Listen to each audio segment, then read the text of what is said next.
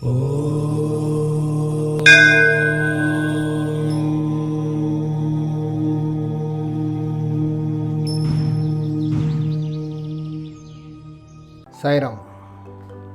కుబేర స్థానం అంటే కుబేర స్థానం అంటే ఎక్కడ ఉంటుంది? కుబేర స్థానం అంటే ఏమీ లేదు, ఉత్తరం. ఉత్తరాన్ని కుబేర స్థానం అంటాం. అంతకుముందు వీడియోలో 16 ఛానల్స్ అనే వీడియోలో చెప్పాను. స్థలంలో ఎన్ని ఛానల్స్ ఉంటాయి? 16 ఛానల్స్ ఉంటాయని చెప్పాను. 16 ఛానల్స్ అంటే ఉత్తరం, దక్షిణం, తూర్పు, పడమర, ఈ 4. ఈశాన్యం, ఆగ్నేయం, నైరుతి, వాయవ్యం 4 మూలలు. ఉత్తరీశాన్యం, తూర్పు ఈశాన్యం, తూర్పు ఆగ్నేయం, దక్షిణ ఆగ్నేయం, దక్షిణ నైరుతి, పశ్చిమ నైరుతి, పశ్చిమ వాయవ్యం, ఉత్తర వాయవ్యం, ఈ 8 అవి 8 మొత్తం 16 ఛానల్స్. మొత్తం వాస్తు కూడా దీనిపైన ఆధారపడి ఉంటుంది అని కూడా చెప్పాను. సో ప్రతి ఛానల్ కూడా, వీటిని అన్నీ కూడా 16 ఛానల్స్ అన్నాను. 16 ఛానల్స్కి ఒక్కొక్క దానికి ఒక్కొక్క దిక్కుకి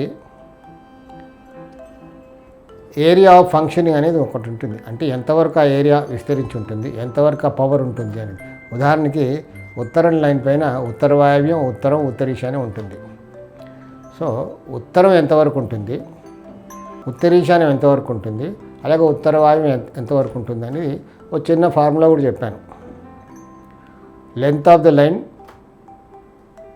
డివైడెడ్ బై 9/2, అది ఫార్ములా. అంతకుముందు వీడియో చూస్తే అర్థమవుతుంది మీకు, 16 ఛానల్స్ అనే వీడియోలో. సో ఈ ఫార్ములా ఆధారంగా ఉత్తరం ఎంతవరకు ఉంటుంది, ఖాళీ స్థలంలో, కాంపౌండ్లో ఉత్తరం ఎంతవరకు ఉంటుంది అని క్యాలిక్యులేట్ చేసుకుంటే తెలుస్తుంది మనకు. అలాగే ప్రతి రూమ్లో, ఇంట్లో ప్రతి రూమ్లో కూడా ఉత్తరం అంటూ ఉంటుంది. దిక్కులన్నీ కూడా ఉంటాయి కదా, దిక్కులు, మూలలు, 16 ఛానల్స్ ప్రతి రూమ్లో ఉంటుంది. సో ఈ ఉత్తరం ఎంతవరకు ఉంటుంది, కుబేర స్థానం కాబట్టి ఉత్తరం ఎంతవరకు ఉంటుందనే తెలుస్తుంది. అది కరెక్ట్గా క్యాలిక్యులేట్ చేసుకొని మెయింటైన్ చేసుకుంటే మంచి రిజల్ట్స్ రాబట్టుకోవడానికి మంచి అవకాశాలు ఉంటాయి. ఉత్తరం బాగుంటే, ఉత్తరం మొత్తం కూడా ఎప్పుడైనా ఉత్తరం ఆడవాళ్ళపైన, ఆర్థిక స్తోమత పైన, అంటే ఫైనాన్షియల్ స్టాటస్ పైన, పేరు ప్రతిష్ట, ఆడవాళ్ళ సుఖ సంతోషాలపైన, ఆరోగ్యాలపైన ఎక్కువగా ప్రభావం చూపిస్తుంది. ఉత్తరం బాగుంటే ఇవన్నీ చాలా మంచిగా ఉంటాయి. ఉత్తరం ఏమైనా దోషపూరితమైందనుకోండి, అన్ని దుష్ఫలితాలే. డబ్బుకు చాలా ఇబ్బందికరంగా ఉంటుంది. ఆడవాళ్ళకి సుఖం అంటూ ఉంటుంది, ఎప్పుడు ఏదో టెన్షన్తో బాధపడుతూ ఉంటారు.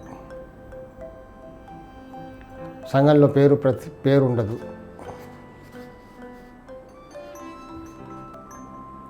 చాలా అనారోగ్యాలతో బాధపడుతుంటారు. మొత్తం ఫైనాన్షియల్ రిసోర్సెస్ అన్నీ కూడా క్లోజ్ అయిపోతాయి. సో కుబేర స్థానాన్ని మెయింటైన్ చేస్తే ఇంట్లో డబ్బు ఉంటుంది అని మధ్యకాలంలో చాలా వీడియోలు చేసి అదరగొడుతున్నారు అందరు. అంటే ఊరికొక్క కుబేర స్థానం మెయింటైన్ చేస్తే డబ్బు ఉంటుందా అంటే, ఉత్తరం మాతృస్థానం. వాస్తులో ఉత్తరానికి ఆ స్థానం కలిగించారు, మాతృస్థానం. It's a very important place. ఏ దిక్కున్నా లేకున్నా ఉత్తరం ఉండాలి. ఉత్తరం మాతృస్థానం. ఉత్తరాన్ని కరెక్ట్గా మెయింటైన్ చేయాలి. అంటే ఉత్తరాన్ని కరెక్ట్గా మెయింటైన్ చేయాలంటే దక్షిణం బాగుండాలి. దక్షిణం కంటే ఉత్తరంలో ఖాళీ స్థలం ఎక్కువగా ఉండాలి. దక్షిణంలో బరువులు ఉండాలి. దక్షిణం ఎత్తుగా ఉండాలి. ఉత్తరీశాన్యం పెరిగి ఉండాలి. ఉత్తరంలో ఏం సామాన్ లేకుండా ఖాళీగా పెట్టుకొని స్లోప్గా ఉండాలి ఈశాన్యం వైపు. ఉత్తరంలో ఏం కప్పు లేకుండా ఉండాలి. ఇది ఉత్తరాన్ని మెయింటైన్ చేసినట్టుగా. అంటే కుబేర స్థానం అని ఎందుకు అనాలి? యూజర్ ఫ్రెండ్లీగా ఉండాలి శాస్త్రం అంటే. కుబేరుడు అంటే కొంచెం మైథాలజీ నుంచి వచ్చింది కాబట్టి అన్యమతస్థులకు కాస్త ఇబ్బందికరంగా ఉంటుంది. ఈ సైన్స్ కాబట్టి అందరికీ ఉపయోగకరంగా ఉండాలనేది నా ఉద్దేశం. అందుకే మనం ఊరికే దీన్ని ఉత్తరం అని అందాం. నార్త్. ఉత్తరం ఫైనాన్షియల్ స్టాటస్కి ఇంపార్టెంట్ ప్లేస్. ఉత్తరం బాగుంటే ఆర్థిక స్థితి బాగుంటుంది. ఉత్తరం దోషపూరితం అయితే మొత్తం రివర్స్. అక్కడక్కడ మనం చూస్తుంటాం కొంతమంది, అంటే నేను విజిట్స్కి వెళ్తూ ఉంటాను కదా వాస్తు చెప్పడానికి, నైరుతిలో బీరువా పెట్టాలి, బాగుంది, అంతవరకు బాగుంది, బరువు ఉంది కాబట్టి నైరుతిలో బీరువా పెట్టాలి, కరెక్టే. కానీ ఉత్తరముఖంగా పెట్టాలి, అంటే దక్షిణ నైరుతిలో పెట్టి అల్మారీ ఓపెన్ చేస్తే తలుపులు ఉత్తరాన్ని చూడాలి అని చెప్తుంటారు.